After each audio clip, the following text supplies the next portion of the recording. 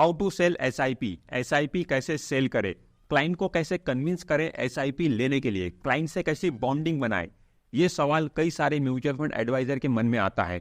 तो ये वीडियो देखने के बाद आप क्लाइंट को कन्विंस करना सीख जाओगे एसआईपी लेने के लिए, क्लाइंट से अच्छी बॉन्डिंग बनाना सीख जाओगे। और एक बार अगर आपने क्लाइंट से अच्छी बॉन्डिंग बना ली तो फिर आप जो बोलोगे क्लाइंट वही करेगा। क्लाइंट से अच्छी बॉन्डिंग बनाना बहुत जरूरी है, क्लाइंट से अच्छा रिलेशनशिप बनाना बहुत जरूरी है। एक बार स्ट्रॉन्ग रिलेशनशिप अगर आप क्लाइंट से बनाने में कामयाब हो गए तो फिर क्लाइंट आपके एडवाइस पर ही काम करेगा। आप जो बोलोगे, जिस म्यूचुअल फंड में इन्वेस्ट करने के लिए बोलोगे, जैसे बोलोगे वो वैसा ही फिर करता है, उस पर ट्रस्ट बिल्ड होता है। तो ये बहुत जरूरी है, क्लाइंट से अच्छी बॉन्डिंग बनाना बहुत जरूरी है। इसी पे ये जो म्यूचुअल फंड का धंधा है, एसआईपी अगर आपको सेल करना है ज़्यादा से ज़्यादा, तो क्लाइंट से जितनी स्ट्रॉन्ग रिलेशनशिप आपकी रहेंगी उतना आप ये ज़्यादा अच्छे से कर पाओगे। तो क्लाइंट के कुछ क्वेश्चंस होते हैं, जैसे कि वाई म्यूचुअल फंड, मैं म्यूचुअल फंड में ही इन्वेस्ट क्यों करूँ, अदर असेट क्लास में इन्वेस्ट क्यों नहीं करूँ, जैसे गोल्ड है, एफडी है, प्रॉपर्टी है, वहाँ पर मैं पैसा इन्वेस्ट क्यों नहीं करूँ, मैं म्यूचुअल फंड में ही पैसा इन्वेस्ट क्यों करूँ। फिर अगला सवाल क्लाइंट का ये हो जाता है कि risk in mutual fund, mutual fund में तो बहुत ज़्यादा रिस्क है, ठीक है, यहाँ पे पैसा हमारा डूब सकता है। फिर और एक क्वेश्चन क्लाइंट के मन में ये रहते हैं कि वाई नॉट ऑनलाइन इन्वेस्टमेंट, मैं आपसे ही म्यूचुअल फंड क्यों लूँ, ठीक है। सबसे बड़ा सवाल यही है कि मैं आपसे ही म्यूचुअल फंड क्यों लूँ, वह डायरेक्टली जाके ऑनलाइन प्लेटफॉर्म से म्यूचुअल फंड में इन्वेस्ट क्यों नहीं कर दूँ, ठीक है, वहाँ पे तो मुझे कॉस्टिंग भी कम लगेगी। कई सारे ऑनलाइन प्लेटफॉर्म है जहाँ से हम म्यूचुअल फंड में डायरेक्टली इन्वेस्ट कर सकते हैं। तो ये जो सवाल है, इन सवालों के जवाब आपने लॉजिकल वे में अगर क्लाइंट को दे दिए तो क्लाइंट्स आपसे इम्प्रेस हो जाएगा। और क्लाइंट अगर एक बार इम्प्रेस हो गया तो फिर वो आपके कहने के हिसाब से इन्वेस्टमेंट कर सकता है। फिर क्लाइंट फिर जो इन्वेस्टमेंट करेगा और ज़्यादा से ज़्यादा अमाउंट का क्लाइंट ने इन्वेस्टमेंट करना चाहिए, उसके लिए आपको क्लाइंट को क्या बोलना है वो भी मैं आपको आगे बताता हूँ। तो सबसे पहले सवाल का जवाब आपको इस तरीके से देना है, जो क्लाइंट का सवाल है कि मैं म्यूचुअल फंड में ही पैसा इन्वेस्ट क्यों करूँ, बाकी अदर असेट क्लास में पैसा इन्वेस्ट क्यों नहीं करूँ। तो दोस्तों देखिए, हमारे इंडियंस की हॉट फेवरेट जगह जो है इन्वेस्टमेंट करने के लिए वो बेसिकली ये तीन है, ठीक है। कौन कौन सी? बैंक एफडी, गोल्ड और रियल इस्टेट। बहुत सारे इंडियंस इसमें पैसा इन्वेस्ट करते हैं।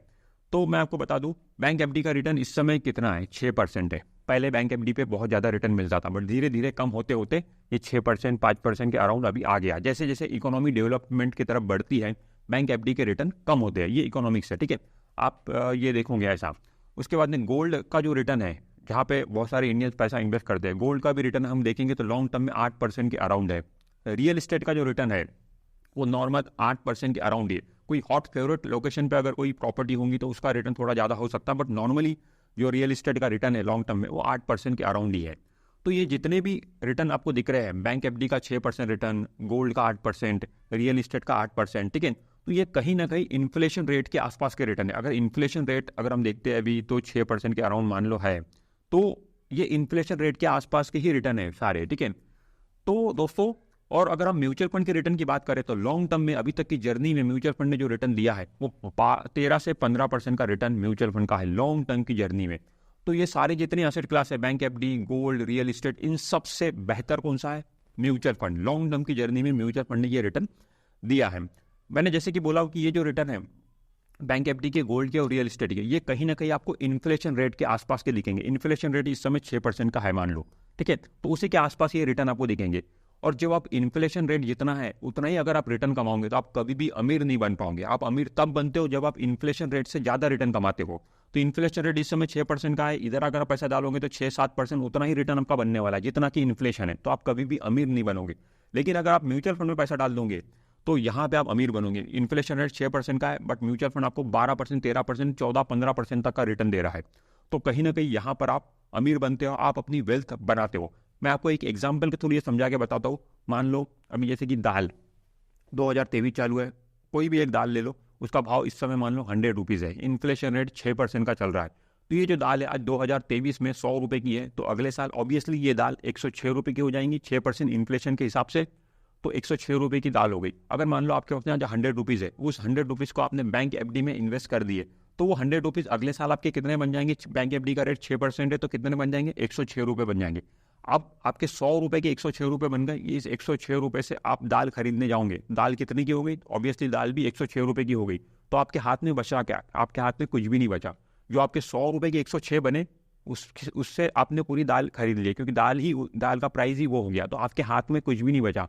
ठीक है, जितने पैसे थे उतने, आज भी आप दाल खरीदते थे 100 रुपीज़ की, तो आज भी पूरे पैसे आपके खत्म होने वाले थे। अगले साल भी आपने इन्वेस्ट करने के बाद भी आपके पूरे पैसे खत्म हो रहे, बट वही पैसा मान लो आपने म्यूचुअल एफडी में नहीं डाला, म्यूचुअल फंड में डाला। 100 रुपीज़ आपने म्यूचुअल फंड में डाले, म्यूचुअल फंड में आपको 13% से रिटर्न मिला, तो आपके 100 रुपीज़ 113 रुपये बन गए। अब 113 रुपये बन गए, बट दाल का भाव तो 106 ही है। ठीक है, दाल तो इन्फ्लेशन रेट के हिसाब से 106 रुपये की हो गई। तो आपके जो 113 रुपये में से आपने 106 रुपये की अगर दाल खरीद ली, तो भी आपके पास में 7 रुपये बचते हैं।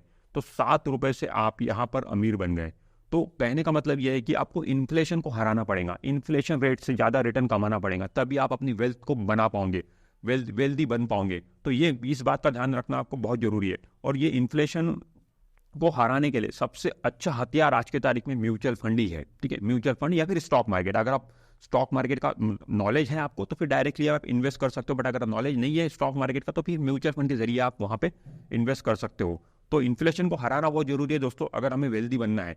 हमें सिंपल मतलब बस खा पी के अगर खुश रहना है तो फिर ये ठीक है, bank FD, gold, real estate. But wealthy बनना है, अमीर बनना है, तो इन्फ्लेशन रेट को हरा कर उस असेट क्लास में पैसा लगाना पड़ेगा जो इन्फ्लेशन रेट से ज़्यादा रिटर्न हमें देता हो। तो वो म्यूचुअल फंड आज की तारीख में बेस्ट ऑप्शन है। अब दूसरे सवाल का जवाब आपको कुछ इस तरीके से देना है। जब क्लाइंट बोलेगा कि म्यूचुअल फंड में रिस्क है, तो उसे ये बोलना है, देखिए म्यूचुअल फंड में रिस्क जरूर है, बट म्यूचुअल फंड में जो भी रिस्क है वो शॉर्ट टर्म में है, लॉन्ग टर्म में कोई भी रिस्क म्यूचुअल फंड में नहीं है, मतलब नहीं के बराबर रिस्क है बिल्कुल। देखिए एक एग्जांपल के थ्रू मैं आपको समझा के बताता हूँ। मान लो आपने 100 रुपये आज म्यूचुअल फंड में पैसा इन्वेस्ट किए, ठीक है, एक साल के बाद में वो 90 रुपये हो गए, आपके 100 के 90 हो गए, ठीक है, और उसके बाद में 2 साल के बाद में वो 100 के 70 हो गए, तो आपका 30% यहाँ पे माइनस है। ठीक है, 1-2 साल की जर्नी में आपको ऐसा जरूर दिखेगा, शॉर्ट टर्म की जर्नी में ऐसा आपको दिखेगा। बट जिन लोगों ने डर कर यहाँ पर पैसा निकाल लिए, 30 रुपये का लॉस उन्होंने खा लिए, बट जिन लोगों ने यहाँ पर भी बने रहे, वो 100 का फिर 70 रुपये का फिर 100 रुपये हुआ, मतलब जितना पैसा आपने लगाया था उतना वापस हो गया। फिर 100 का 130 हुआ 3 साल के बाद में, ठीक है, 130 का 200 हो गया 5 साल के बाद में, तो 5 साल में आपके पैसे डबल हो गए। तो कहने का मतलब ये है कि म्यूचुअल फंड में जब आप देखोगे तो शॉर्ट टर्म में आपको जरूर रिस्क दिख सकता है। आपने पैसा डाले आज, ठीक है, 2 महीने के बाद, 4 महीने के बाद, 5 महीने के बाद, 1-2 साल के बाद आप देख रहे हो, तो मे भी पैसा आपका कम दिख सकता है, 100 का 70 दिख सकता है, ठीक है, या फिर और थोड़ा बहुत कम ही रिटर्न दिख सकता है, मतलब 100 के 105 ही महीने, 110 ही महीने, ऐसा भी हो सकता है। ठीक है, तो शॉर्ट टर्म में जरूर आपको ऐसा दिखेगा, बट लॉन्ग टर्म की जर्नी में जब आप देखोगे तो कभी भी आपके रिटर्न नेगेटिव में जाते हुए आपको नहीं दिखेंगे। अब यहाँ के 100 रुपये जितने लगाया था पहले साल, और 5वें साल उसके 200 रुपये बन गए, तो अब इसके बहुत कम चांसेस है वापस से 100 के नीचे जाए। अब ये बढ़ता ही चला जाएगा, ठीक है, कंपाउंडिंग होते होते ये रिटर्न बढ़ता ही चला जाएगा। तो म्यूचुअल फंड में जो भी रिस्क है सिर्फ शॉर्ट टर्म में ही है, लॉन्ग टर्म में कोई भी रिस्क नहीं है। तो और वैसे भी म्यूचुअल फंड में जो पैसा हमें लगाना चाहिए वो लॉन्ग टर्म के लिए लगाना चाहिए। कोई अगर बंदा बोलता है कि मुझे म्यूचुअल फंड में 1 साल के लिए पैसा लगाना है, 2 साल के लिए लगाना है, या 3 साल के लिए भी लगाना है, मैं बोलूँगा कि मत लगाओ। Mutual fund is not for short term, short term के लिए म्यूचुअल फंड है ही नहीं। ठीक है, अगर आपको 1-2-3 साल के लिए पैसा लगाना है तो बैंक एफडी में लगा दो, वो ज़्यादा अच्छा है। बट म्यूचुअल फंड की तरफ आप आ रहे हो तो एटलीस्ट 4 से 5 साल का समय लेकर आइए, तभी आपको यहाँ पे रिटर्न देखने को मिलेगा। अगर आप सेंसेक्स का चार्ट भी देखोगे तो आपको ऐसा ही दिखेगा लॉन्ग टर्म की जर्नी में। सेंसेक्स जिसे हम देखते हैं आज, उसकी शुरुआत 100 पॉइंट से हुई थी, ठीक है, आज हम सेंसेक्स देख रहे 70,000 के आसपास ये सेंसेक्स है। तो ये 100 बार सेंसेक्स 70,000 हो गया, ये लॉन्ग टर्म की जर्नी में हुआ। अब ऐसा नहीं है कि 100 से सीधा सीधा प्लस प्लस प्लस प्लस होते होते बढ़ते बढ़ते ये 70,000 पे पहुंचा, नहीं। 100 से शुरू होने के बाद ये कई बार नीचे गिरा, कई बार मार्केट में डाउनफॉल आए, ठीक है, कई बार मार्केट क्रैश हुआ, बट हर बार मार्केट वहां से उठा, हर बार सेंसेक्स वहां से उठा। जैसे हम देख रहे हैं 100 से 90 हुआ, इस तरीके से मतलब सेंसेक्स भी कई बार नीचे गिरा, बट हर बार उठा। तभी तो हम देख रहे हैं कि आज 70,000 लाइफ टाइम हाई के आसपास ये मार्केट है। तो सेंसेक्स हर बार गिरने के बाद उठा, क्यों उठा? क्योंकि हमारी इकोनॉमी अच्छी थी, हमारे देश अच्छा था, और आज भी मतलब आगे भी ये होने वाला है। ऐसा नहीं कि 70,000 अभी सेंसेक्स हो गया तो यहाँ से बढ़ता ही चला जाएगा, नहीं, आगे भी मार्केट में क्रैश आएंगे, मार्केट गिरेगा, बट हमें विश्वास है, हमारे इंडिया पे विश्वास है, इंडियंस पे विश्वास है, हमारी इकोनॉमी पे हमें विश्वास है, हर बार सेंसेक्स गिरने के बाद उठेगा जरूर। तो यहाँ पर पैसा बनना ही है। किसी एंकर ने एक अच्छी लाइन बोला था, चाहे इंसान हो या सेंसेक्स, अंत में उसे ऊपर ही जाना है। तो ये बिल्कुल सच है, इंसान को भी ऊपर ही जाना एंड में, और सेंसेक्स को भी ऊपर ही जाना एंड में। भले ही वो कब कितना भी नीचे गिर जाए, क्रैश आ जाए, छू हो जाए, बट वो आगे बढ़ता ही चला जाएगा। तो पैसा बिल्कुल यहाँ पे लगाना चाहिए, डरना नहीं चाहिए। लॉन्ग टर्म के लिए हम पैसा लगा रहे हैं तो हमारे 100 के 90 हो गए, 80 हो गए, 70 हो गए, तो हम क्यों डर रहे हैं? 1-2 साल में डर ही रही है हमें। 2 साल के लिए हमने पैसे लगा ही नहीं, तो देखना ही नहीं है हमें। लॉन्ग टर्म में देखो, हाँ आज मैंने पैसा लगाया, मैं 5 साल के बाद 6 साल के बाद मैं देख रहा हूँ यार मेरा पैसा 100 का यार 90 है, तब थोड़ा सा टेंशन वाली बात है। बट 1-2 साल में हम देख रहे हैं तो वो मीनिंग ही नहीं है उसमें, 1-2 साल में देखने की ज़रूरत ही नहीं है। जैसे कि हम कोई प्रॉपर्टी लेते हैं, रियल इस्टेट में पैसा डालते हैं, तो रियल इस्टेट में तो हम वैसा करते ही नहीं है कि आज हमने कोई प्लॉट खरीद लिया तो 1 साल के बाद 2 साल के बाद तो हम इतना चेक करते ही नहीं है कि मेरा पैसा बढ़ा या नहीं बढ़ा, ठीक है। वहाँ पे हम लॉन्ग टर्म के लिए पैसा लगाते हैं, हमारा अभी वहाँ पे लॉन्ग टर्म के लिए होता है। रियल इस्टेट हम 5 साल 10 साल के लिए खरीदते हैं, तो ठीक उसी तरीके से म्यूचुअल फंड में भी पैसा आपको लॉन्ग टर्म के लिए लगाना चाहिए। इन्वेस्टमेंट है, ठीक है, ये कोई युवा सट्टा नहीं है रातों रात यहाँ पे पैसा बनेगा। यहाँ पे लॉन्ग टर्म की जर्नी में पैसा बनेगा और जबरदस्त पैसा बनेगा। पावर ऑफ कंपाउंडिंग का बेनिफिट मिलेगा, पैसे पे पैसा बनता चला जाएगा, बहुत अच्छी वेल्थ आपको यहाँ पे बनती हुई दिखेंगी। अब क्लाइंट का सबसे बड़ा सवाल कि मैं आपसे ही म्यूचुअल फंड क्यों लूँ, मैं ऑनलाइन जाके म्यूचुअल फंड क्यों नहीं बाय कर लूँ? तो फ्रेंड देखिए, उसके लिए आपको क्लाइंट को ये बोलना है कि देखिए जब आप बीमार पड़ते हो तो आपके पास में 2 ऑप्शन रहते हैं। आप डायरेक्टली मेडिकल स्टोर में जाओ और वहाँ से बीमारी जो भी आपको हुई है उसकी दवाई लेके आप खा लो। और दूसरा ऑप्शन आपके पास में रहता है कि आप डॉक्टर के पास में जाओ, डॉक्टर की एडवाइस लो, फिर डॉक्टर जो आपको मेडिसिन प्रेस्क्राइब करेगा वो वाली मेडिसिन आप जाके लो। अब ये दोनों में से कौन सा ऑप्शन प्रेफर करोगे, उनसे आप पूछिए। ऑब्वियसली मैक्सिमम लोग यही बोलेंगे कि हम डॉक्टर के पास में जाएंगे, डॉक्टर की कंसल्टेशन लेंगे, डॉक्टर जो मेडिसिन प्रेस्क्राइब करेगा वो हम लेंगे। इसमें क्योंकि दोस्तों हेल्थ का रिस्क है। अगर हम डायरेक्ट मेडिकल स्टोर जाते हैं, ठीक है, हमारी डॉक्टर की फीस वहाँ पे बच जाएंगी, मेडिकल स्टोर चले गए, डॉक्टर की फीस हमारी बच गई, पर यहाँ पे हेल्थ का रिस्क है।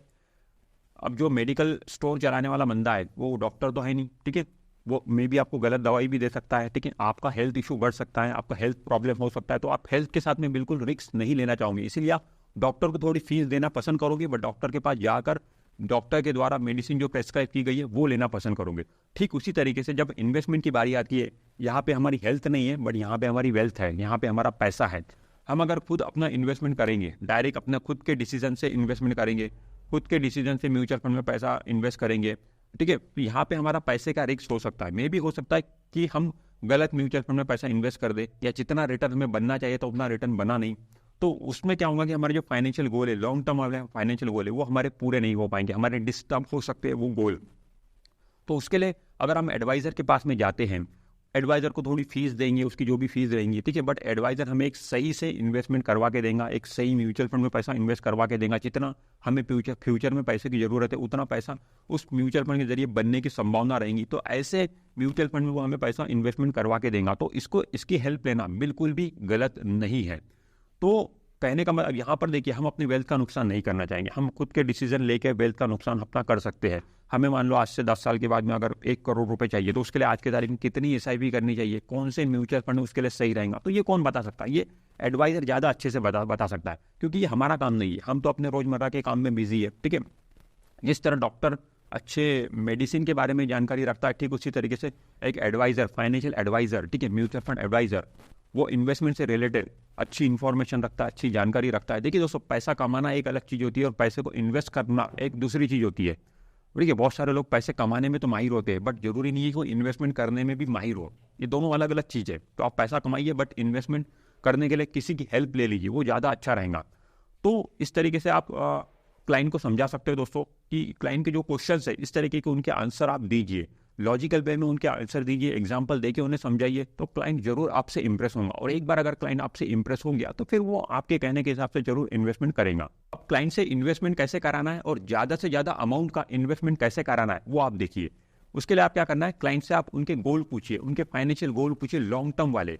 तो लॉन्ग टर्म वाले जो जनरली फाइनेंशियल गोल होते हैं क्लाइंट लोगों के, वो है कोई बोलेगा कि मुझे रिटायरमेंट के लिए पैसा चाहिए, ठीक है, मान लो एग्जाम्पल मैं ले रहा हूँ आज से 30 साल के बाद में, ठीक है। कोई बोलेगा कि चाइल्ड मैरिज के लिए मुझे पैसा चाहिए, मेरे बच्चों की शादी करना है आज से 15 साल के बाद में, ठीक है। कोई बोलेगा मुझे कार खरीदना है 5 साल के बाद, घर खरीदना है 20 साल के बाद, चाइल्ड एजुकेशन के लिए पैसा चाहिए 10 साल के बाद। तो ऐसे कुछ फाइनेंशियल गोल होते हैं क्लाइंट के, तो उनके आप फाइनेंशियल गोल सबसे पहले पूछिए। अब लोगों के गोल बहुत बड़े बड़े होते हैं, डिज़ायर बड़ी बड़ी होती है, तो इस तरीके के लोग गोल बताएंगे, ठीक है। तो इन गोल के लिए आपको रिक्वायरमेंट निकालना है कि क्लाइंट के ये जो गोल पूरे करना है, ये आज के गोल नहीं है।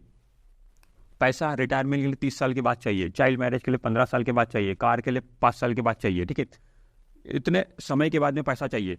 तो ऑब्वियसली इन्फ्लेशन बढ़ेगा, महंगाई बढ़ेंगी, तो आज अगर हमें कार खरीदना है तो मान लो 5 लाख लग रहे हैं, तो 5 साल के बाद में ऑब्वियसली ज़्यादा लगेंगे। आज अगर बच्चों की शादी कराने के लिए 20 लाख लग रहे हैं तो 15 साल के बाद ज़्यादा लगेंगे। तो उस तरीके की एक आपको एस्टीमेट निकालना है, वो आप निकाल सकते हो कैलकुलेटर के जरिए। SIP प्लानर करके एक कैलकुलेटर है, वो उसका लिंक मैं आपको डिस्क्रिप्शन में दे दूंगा। एक एग्जाम्पल इसमें से मैं आपको समझा के बताता हूँ, चाइल्ड मैरिज वाला। ठीक है, मान लो आज 2023 है, आज एक मिडिल क्लास फैमिली की मैं बात कर रहा हूँ, हाई क्लास की बात नहीं कर रहा हूँ। 10 लाख रुपए मान लो उनको शादी का कॉस्ट लगता है। आज की तारीख में 2023 में अगर किसी की शादी कराना है बच्चे की, तो 10 लाख रुपए कॉस्ट लग रहा है। बहुत मिनिमम, मैं एक छोटी फैमिली की बात कर रहा हूँ। ठीक है, और इन्फ्लेशन रेट है 6% का। और आज से अगर 15 साल के बाद में अगर शादी करना है तो 2038 आएगा। ठीक है, 2038 आएगा तो उस समय जो कॉस्ट लगेंगी वो लगेंगी 24 लाख रुपए। 6% का इन्फ्लेशन रेट है, उस हिसाब से आज के 10 लाख 2038 में 24 लाख रुपए लगने वाले हैं। तो उस स्टैंडर्ड के हिसाब से शादी हो पाएंगी, जैसी आज 10 लाख में होंगी 2038 में 24 लाख लगेंगे उसके लिए। अब ये 24 लाख रुपए अगर उसे बनाना है 2038 में, तो आज महीने का 4370 4,370 रुपये महीने का उसे म्यूचुअल फंड में इन्वेस्टमेंट करने की जरूरत है 13% के रिटर्न के हिसाब से। अगर 13% का रिटर्न मिल रहा है तो 4370 अगर हर महीने वो डालता है तो उसके 24 लाख रुपए बनते हैं 2038 में, और उस तरीके से शादी करा पाएगा। तो इस तरीके का एक फाइनेंशियल गोल हो गया क्लाइंट का, जिसके लिए महीने की रिक्वायरमेंट निकल कर आई 4370। अब एक बच्चा है तो 4370, 2 बच्चे हैं तो ये अमाउंट डबल हो जाएगा। ठीक है, ये अमाउंट डबल हो जाएगा। और भी क्लाइंट के गोल रहेंगे, जैसे कार खरीदना है, घर खरीदना है, रिटायरमेंट के लिए पैसे चाहिए, तो उनकी आप पूछिए, उनसे गोल पूछिए, और इस तरीके से एक गोल के उनकी एक अमाउंट निकल कर आएंगी। तो ये अमाउंट में भी बहुत ज़्यादा निकल कर आती है, क्योंकि क्लाइंट के जो गोल होते हैं, डिज़ायर होती है, बड़ी बड़ी होती है। ठीक है, उनके सपने बड़े बड़े होते हैं। ठीक है, घर खरीदना है, बड़ा घर खरीदना है, बड़ी कार खरीदना है, ये सारे गोल होते हैं। तो ये जो अमाउंट निकल कर आएगा ना, 4,000 निकल कर नहीं आएगा, तो मैंने इसी एक गोल लिया हो। ठीक है, ये अमाउंट कई लोगों के 40,000, 50,000, 60,000 ऐसा निकल कर आता है। ठीक है, फिर उन्हें बोलिए सर आपने जो गोल बताया है उसके हिसाब से आज आपको महीने का 50,000 रुपये इन्वेस्ट करने की जरूरत है। 50,000 रुपये महीने की SIP करने की जरूरत है। अब क्लाइंट बोलेगा महीने की 50,000 रुपये की जरूरत है, यार इतनी तो मेरी इनकम ही नहीं है, मेरी इनकम तो महीने की 30,000 रुपये, तो मैं कैसे 50,000 इन्वेस्ट करूँ। सर वो बात आपकी सही है, बट जो आपने गोल बताया है उसके हिसाब से मैं आपको बता रहा हूँ, आपकी अगर आपको सारे गोल पूरे करने हैं ऑन टाइम पे, तो आपको 50,000 रुपये महीने का SIP करने की जरूरत है। अब आप बताइए आप कितना इन्वेस्ट कर सकते हो। बोलेगा मेरी तो 30,000 महीने की इनकम है यार, महीने का मैं 10,000 इन्वेस्ट कर सकता हूँ या 15,000 कर सकता हूँ। तो इस तरीके से मैक्सिमम जो क्लाइंट की कैपेसिटी रहेंगी इन्वेस्टमेंट करने की, वो आप उनसे ले पाओगे। ठीक है, वो ठीक है यार 50,000 की रिक्वायरमेंट है, नहीं है यार मेरी तो इनकम ही नहीं है, वहाँ तक तो मैं पहुँच ही नहीं पाऊंगा, मैं 10,000 महीने का इन्वेस्ट कर देता हूँ, तो क्या होगा, ज़्यादा से ज़्यादा मेरे जो गोल है इसमें से 2 गोल 3 गोल तो पूरे होंगे, नहीं पूरे गोल पूरे होंगे। या तो फिर हो सकता है कि अमाउंट कम मिलेगा, मतलब मैं अगर ये 4370 इन्वेस्टमेंट करने की जरूरत है, चलो मैं इसमें से 3,000 रुपये ही महीने का इन्वेस्ट कर देता हूँ, तो मेरा 10 लाख के 24 लाख नहीं बनेंगे यार, लेकिन 10 लाख के 15-16 लाख तो बनेंगे। मैं बच्चे की शादी तो मतलब मैं करा पाऊंगा। तो इस तरीके से आप उनको इमोशनली भी ले सकते हो दोस्तों।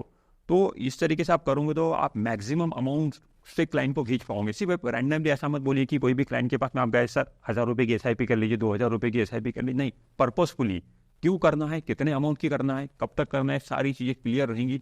इस तरीके से आप क्लाइंट को गाइड करिए। तो मुझे उम्मीद है कि ये वीडियो आपको अच्छा लगा होगा। इस वीडियो में जो पॉइंट्स मैंने आपको बताया हो उसको आप समझ पाए होंगे, कैलकुलेशन को समझ पाए होंगे।